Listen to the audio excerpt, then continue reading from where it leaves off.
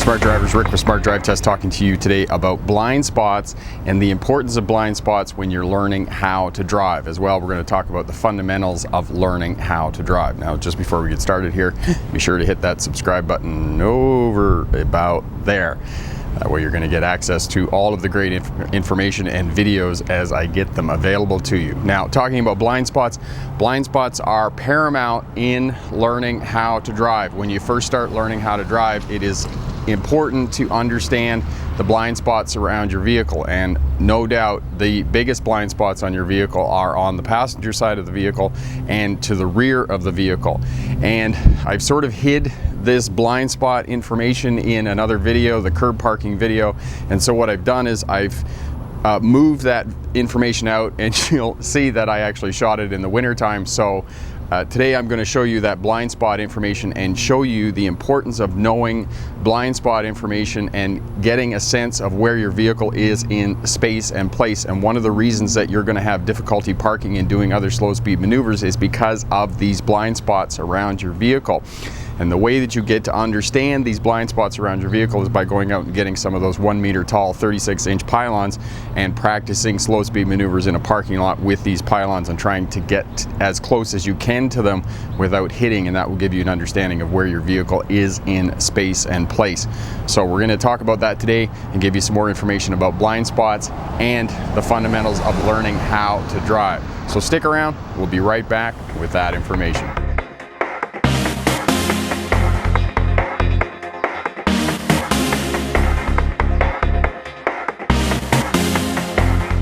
Hi there, Smart Drivers. Welcome back. Rick with Smart Drive Test, talking to you today about blind spots and the importance of blind spots in learning how to drive, especially when you really first get started, like first lesson. You need to understand the blind spots around your vehicle. The blind spots, the areas you cannot see around your vehicle when you're sitting in the driver's seat. And those blind spots are going to be biggest to the rear of the vehicle, almost 20 feet on a small mid-sized vehicle, and they're going to be approximately 8 feet out on the passenger side. So those are the biggest blind spots around your vehicle. And when you're learning how to drive, you need to start working in a parking lot, and I really strongly suggest that you go out and get some of those 36-inch 1 meter tall pylons. You can rent them from the local rental shop, hire them for less than $10 for a day, and do some really good work and get a sense of where your vehicle is in space and place, because that's the fundamentals of learning how to drive. It's the same as music. If you're learning how to play a musical instrument, for the piano, for example, you have to know where your fingers are in relation to the keys and where the different notes are on the keyboard. So what you're doing is you're learning spatial relativity in relation to other things and your fingers and those types of things. It's the same thing with a car. You have to figure out where your car is in relation to other fixed objects and other road users on the roadway. And think of it like martial arts or boxing or any other type of sport, especially boxing. At the beginning of any boxing match, they're going to give you the reach of the boxers, because the boxer with the longer reach, their arm sticking out, this is the reach here, that will give that boxer an advantage, and you need to figure out range of your opponent so that you're going to be more successful in a boxing match or a fight if you're doing martial arts. And driving a car and learning the blind spots around your vehicle is no different. You can see the two police cruisers behind me here. The car is going to have smaller blind spots than the large SUV. So know that the larger the vehicle, the bigger the blind spots around your vehicle.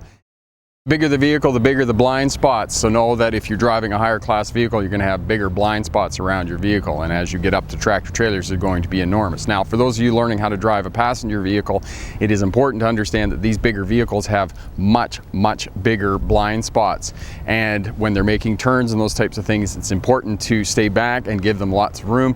Or if they're backing into a dock off a roadway or something like that as well, stay back, because oftentimes they can't see you, especially if it's on the blind side of the vehicle. The blind side is the passenger side of the vehicle. So if you're over there, know that you're in danger if you're in a passenger vehicle and there is a large commercial vehicle that's trying to move around, or an RV or something like that.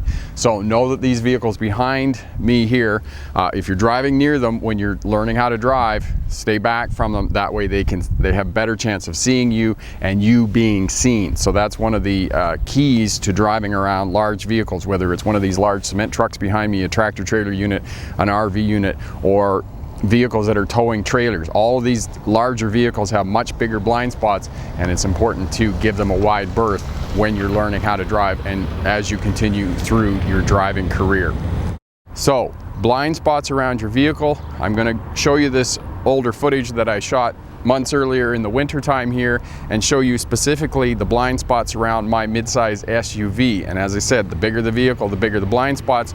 And your challenges when you're learning how to drive, when you're learning how to do slow speed maneuvers, is figuring out those blind spots.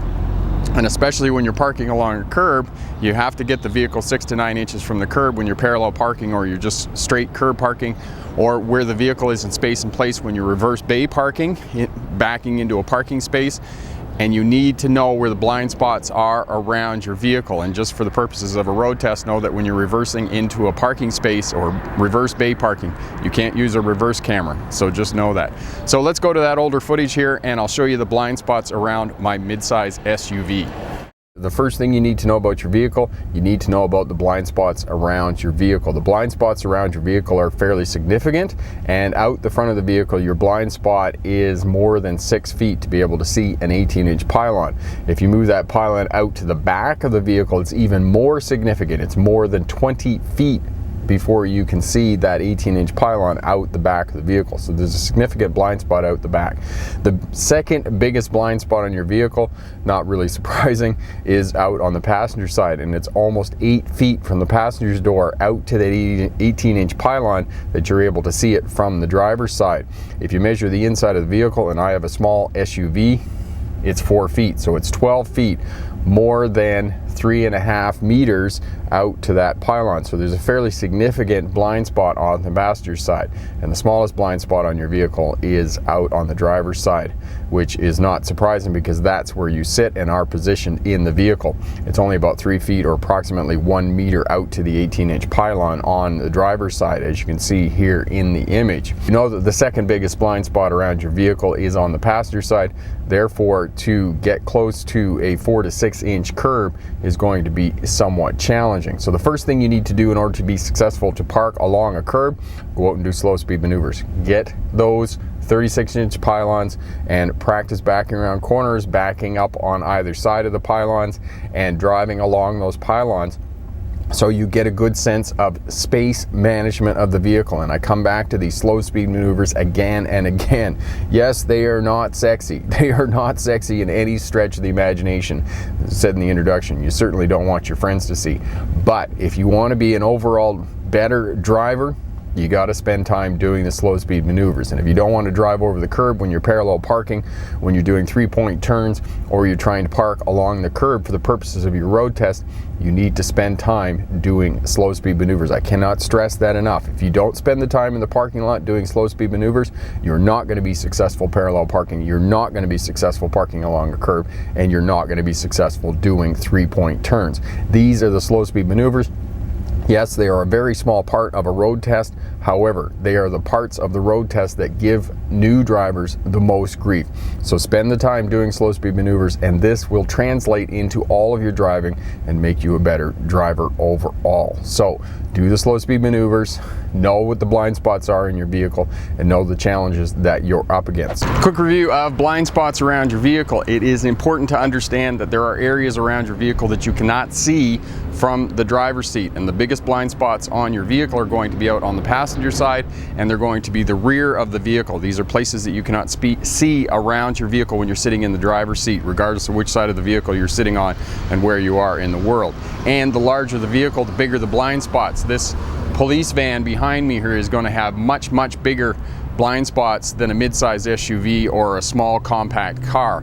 So think about these things when you're going to do your road test. You want to have a vehicle that you are comfortable with, that you've taken most of your driver training in, that you've learned to drive in, and you're comfortable with all of the controls, and you know where the blind spots are around the vehicle. Because, as I've said before, 7/8 of the road test is in a forward motion. the 1/8, the slow speed maneuvers, the parallel parking, the 3-point turns, the 2-point reverse turns, those types of slow speed maneuvers are going to give you the most challenges in terms of passing your road test, because you need to understand and have a sense of where the vehicle is in space and place. As I said in the body of the video, you have to understand spatial relativity, where your vehicle is in relation to other fixed objects and other road users on the roadway. And no, you can't use a backup camera when you're backing up to eliminate those blind spots behind your vehicle. Incredibly helpful, but you can't use it for the purposes of a road test, because the examiner and authorities are thinking that you will be in different vehicles during your driving career, and you need to know how to compensate for those blind spots around your vehicle. So initially you cannot use a backup camera. So blind spots, spatial relativity, understanding the places around your vehicle that you can't see when you're driving and when you're learning how to drive. And as I said, fundamentals of driving, look at the cards up in the corner there and get the exercises that will help you to understand the blind spots around your vehicle and help you to learn to drive faster. Because if you spend the time doing the fundamentals of learning how to drive a vehicle, it's going to accelerate your overall learning around learning how to drive and prepare for a road test and give you a better sense of the vehicle. Now just quickly, do the 2x4 exercise in the fundamentals of learning video. Go and get some of those 36-inch 1-meter tall pylons and try and get as close to them as you can, because it's better to hit one of those pylons than it is a fixed object while you're out learning how to drive. And as I said, these fundamentals of driving, learning the fundamentals, going to the parking lot, are going to accelerate your learning and make you a better driver overall. Question for my smart drivers: when you started learning how to drive, how did you figure out the blind spots around your vehicle? In other words, how did you figure out space and place and moving the vehicle successfully for the purposes of learning how to drive and for the purposes of a road test? Leave a comment down in the comment section there. All of that helps out the new drivers learning how to drive. If you like what you see here, share, subscribe, leave a comment down in the comment section. As well, hit that thumbs up button. Check out all the videos here on the channel if you're working towards a license or starting a career as a truck or bus driver. Lots of great information here. As well, head over to the Smart Drive Test website. Awesome information over there and tremendous online courses that you can purchase. All of the courses are guaranteed pass your road test first time. Money back guarantee, 30 days. As well, at the end of the month, June 2017, we're bringing out Air Brakes Explained Simply. It updates the 40-year-old air brake courses, and it has 100 multiple choice questions that you will be asked on both a theory and a practical air brake test for your CDL license. I'm Rick with Smart Drive Test. Thanks very much for watching. Good luck on your road test. And remember, pick the best answer, not necessarily the right answer. Have a great day. Bye now. At 7/8 of your road test is in a forward motion. 1/8 of the road test is slow speed maneuvers. Unfortunately, it's that 1/8 of the road test that's going to give you the most difficulty and the most challenges. Yet, slow speed maneuvers, yes, they're not sexy.